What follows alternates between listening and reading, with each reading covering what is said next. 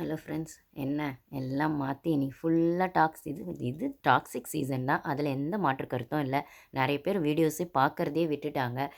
Episodes பார்க்குறத விட்டுட்டாங்க. இப்போ நானுமே நடுவில் நடுவில் பார்க்குறேன். பெருசாக லைவு இது ஒன் ஹவர் அப்படி பார்க்குறேனான்னு கேட்டால் ரிவ்யூ பண்ணுறதுக்காக எது எது முக்கியமாக இருக்கோ அதை மட்டும் தான் பார்க்குறேன். நம்மளோட ஃப்ரெண்ட்ஸே நிறைய பேர் வந்து நான் கொஞ்ச நாளாக பார்க்குறதே இல்லை, எபிசோட்ஸ்லாம் அவ்வளோ டாக்ஸிக்காக போகுதுன்னும் போது, நடுவில் கொஞ்ச நாள் சுமாராக இருக்கும்போதே அப்படி ஃபீல் பண்ணும்போது இன்றைக்கி மொத்த வன்மமும் பழைய ஆரம்பித்த இடத்துக்கே போய் நின்றுச்சு. டே என்னடா இது அப்படிங்கிற மாதிரி இருந்துச்சு. என்னை பொறுத்த வரைக்கும் இது கேஸே செல்லாத கேஸ் தான். எப்படி பார்த்தாலுமே வந்து நாமினேட் பண்ணுறது தான் கேமு. ரம்யா வந்து சொன்னாலே என்ன சொன்னால், பர்சனலாக ரெண்டு ரெண்டு பேர் நாமினேட் பண்ணோம். ஒன்று நான் பர்சனலாக பண்ணுவேன், இன்னொன்று கேமுக்காக பண்ணுவேன் அப்படின்னும் போது, புத்திசாலிங்க எல்லாருமே அந்த கேமில் ஃபாலோ பண்ணுற ஃபார்மேட் அதுதான். ஒன்று ஸ்ட்ராங் கண்டஸ்டண்ட்டை பண்ணுவாங்க, ஒன்று மிக்சர் கண்டஸ்டண்ட்டை பண்ணுவாங்க. அந்த ஸ்ட்ராங் கண்டஸ்டண்ட்டுன்னு பண்ணும்போது அது எந்த இடத்துல பர்சனலாக போகும் அப்படின்னா, ஒன்று சண்டைகளுக்குள்ளே வரும், இல்லை தன்னை யாராச்சும் பர்சனலாக கார்னர் பண்ணுறதுக்குள்ளே வரும்.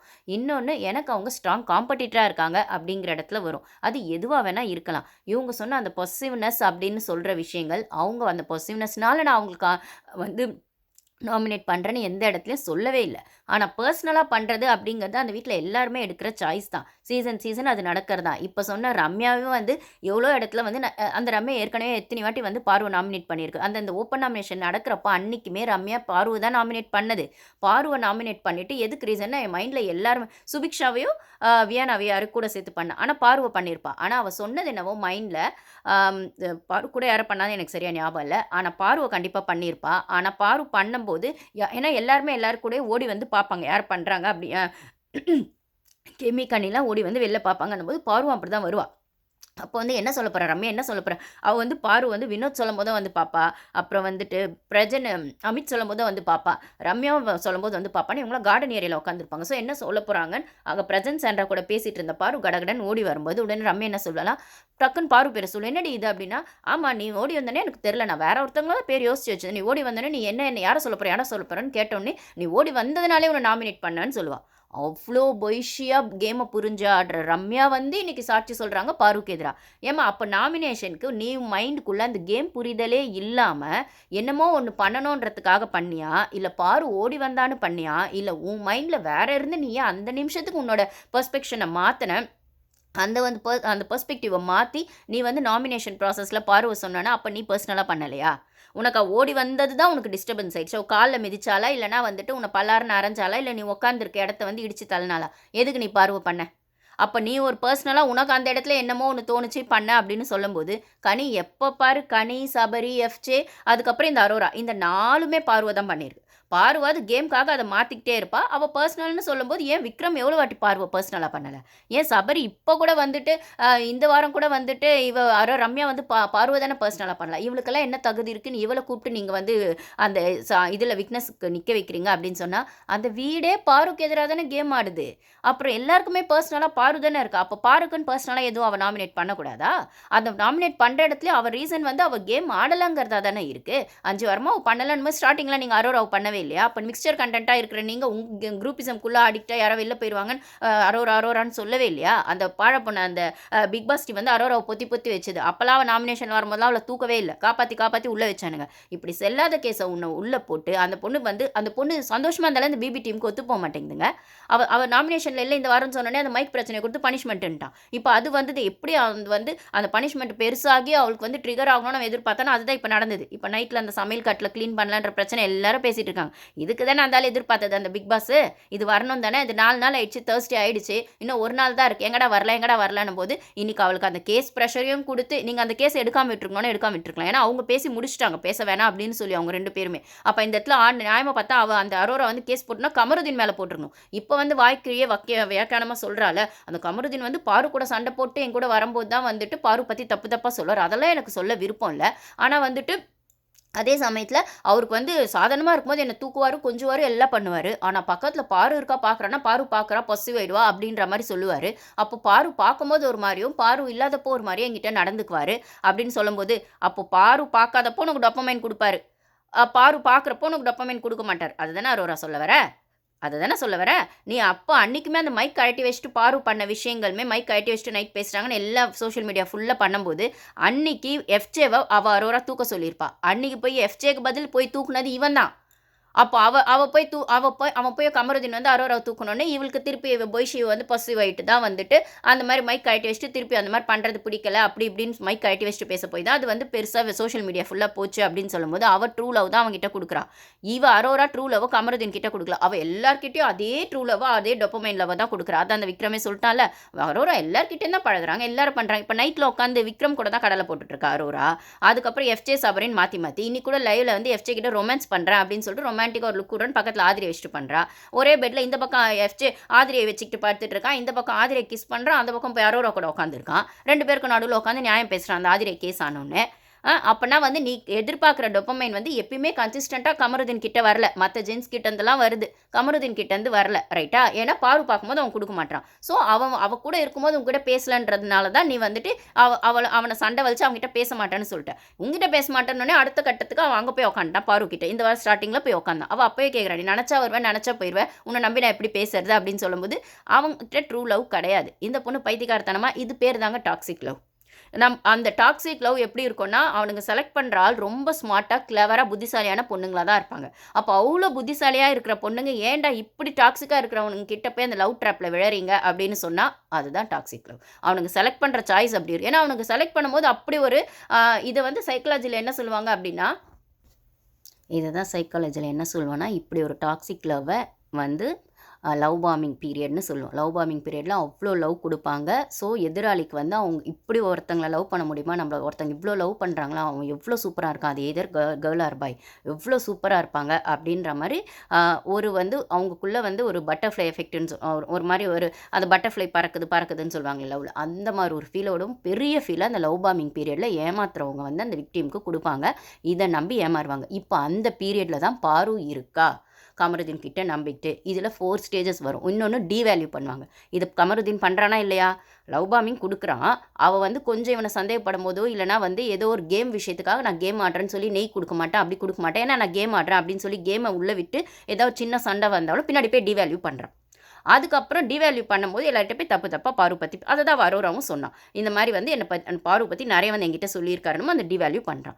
3வது ஹூவரிங்னு ஒன்று சொல்லுவாங்க. ஹூவரிங்னா என்னென்னா, அவங்க வந்து இவங்களை விட்டுட்டு போகிறேன்னு டிசைட் பண்ணிடுவாங்க. ஒரு ஸ்டேஜில் நீ வந்து எனக்கு நான் உங்ககிட்ட உனக்கு நிறைய லவ் கொடுக்குறேன், நீ கொடுக்க மாட்டேன், இல்லை என்னோட லவ்வை புரிஞ்சுக்க மாட்டேன் அப்படின்னு சொல்லி அவங்க தள்ளி போகும்போது வேறு எதையாச்சும் பண்ணி அவங்க திருப்பி உள்ளே வலிக்க பார்ப்பாங்க.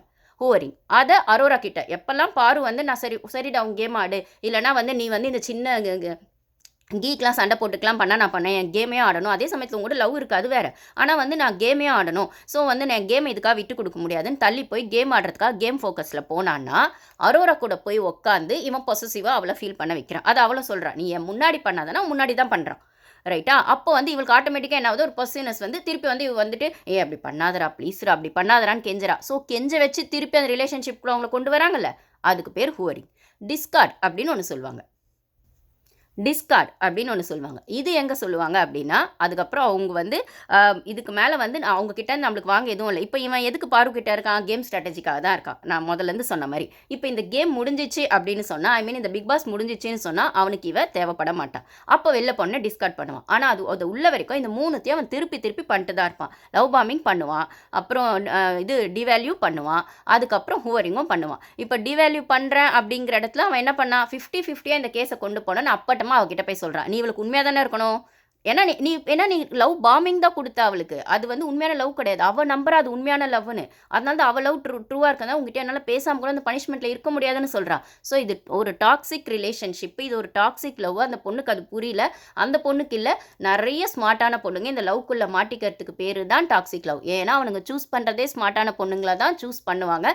இதை வந்து டாக்டர் ரமணி அப்படிங்கிறவங்க அவங்க ஒரு சைக்காலஜிஸ்ட்டு, அவங்களோட வீடியோஸ் நார்சிஸ்ட்டை பற்றி நிறைய அவங்க வீடியோஸ் போடுவாங்க, நீங்கள் அதை போய் பார்த்தீங்கன்னா தெரியும், அது இங்கிலீஷில் இருக்கும். இப்போ வந்து நம்ம ஆனந்தி இருக்காங்க இல்லைங்களா, போன சீசன் ஆனந்தி, அவங்களுமே இவங்களை பற்றி, ஏன்னா அவங்களோட யூடியூப் ஷோ நான் பார்ப்பேன்.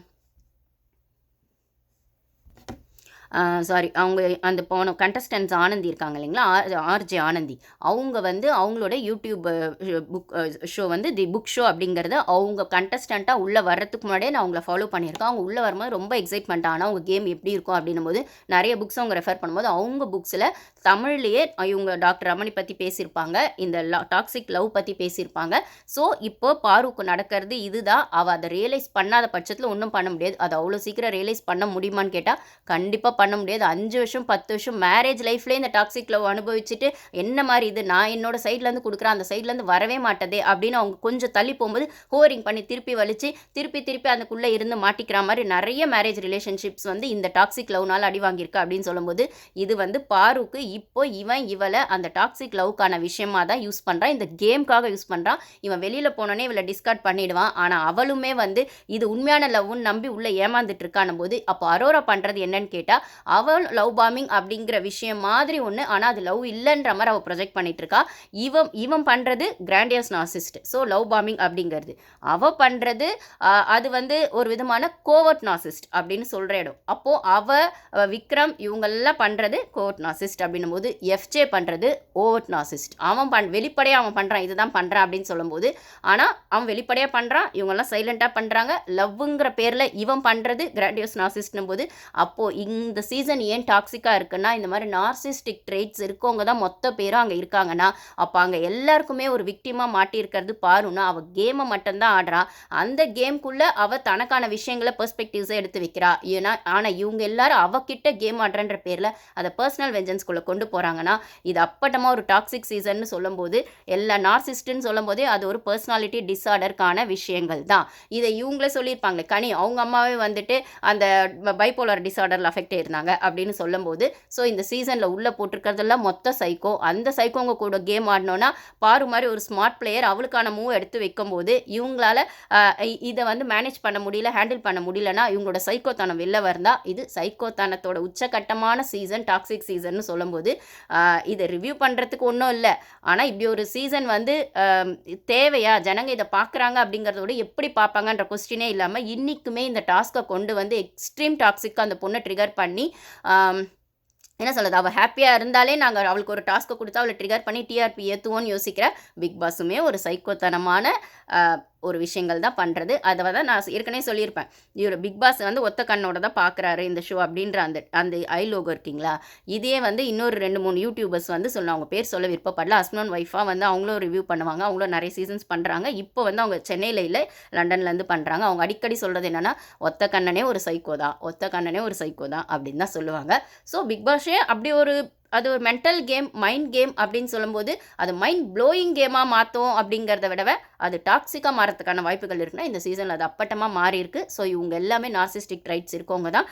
அரோராவாகட்டும், எஃப்ஜேவாகட்டும், கமருதீனாகட்டும், நார்மலுக்கு விடவும் கொஞ்சம் எக்ஸ்ட்ராவாக அந்த விஷயங்களை சைக்கோத்தனமாக அந்த வெஞ்சன்ஸை காட்டும் போது அது இன்றைக்கி வந்து அது விக்ரம் தான் நல்லாவே ப்ரூஃப் ஆகிருக்கும் அப்படின்னு சொல்லும்போது கமருதீனும் எக்ஸ்போஸ் ஆகிருக்கிறதுன்னு சொல்லும்போது அந்த டொப்பமைன் அரோரா அவள் சொல்கிறதுமே தெளிவாக இருக்கணும் போது ரம்யாவை நான் டாக்ஸிக்கில் சேர்க்க மாட்டேன். அது சும்மா அந்த ஆட்டிடியூட் அந்த ஒரு பொறாமல் நான் இந்த கேமில் வின் பண்ணோம் இல்லை எனக்கு சேலரி வராது நான் வின் பண்ணலன்னா போது அது ஒரு விதமான இன்ஃபீரியாரிட்டி காம்ப்ளெக்ஸில் வர்றது தான். ஆனால் இதுங்கெல்லாம் வந்து நான் சைக்கோத்தனமான விஷயங்கள் தான் சொல்லும்போது இது ஒன்றுமே சொல்கிறதுக்கு இல்லை. ஸோ இதை ரிவ்யூ பண்ணுறது அவ்வளோ கஷ்டமாக இருக்குது. இது பார்க்கறதுக்கு லைவ் பார்த்தீங்களான்னு வர கமெண்ட்ஸ்லாம் நான் ஒரு சில டைம் பார்க்குறேன், ஒரு டைம் ஆஃப் பண்ணிடுறேன். ஏன்னா நம்மளுக்கு ப்ரெஷர் தலைக்கேறிது. வீட்டு விஷயங்கள், ஹவுஸ் ஹோல்டு விஷயங்கள்லாம் நம்ம பண்ணுறதுக்குள்ளே இதே மைண்டில் ஓடிட்டு இருக்கணும் போது ஒரு சில விஷயங்கள் எவ்வளோ அவாய்ட் பண்ண முடியுமோ நான் அவாய்ட் பண்ணிடுறேன். என்ன கண்டென்ட் 1 ஹவரில் வருதோ அதை மட்டும்தான் நான் பேசுகிறேன். Thank you guys.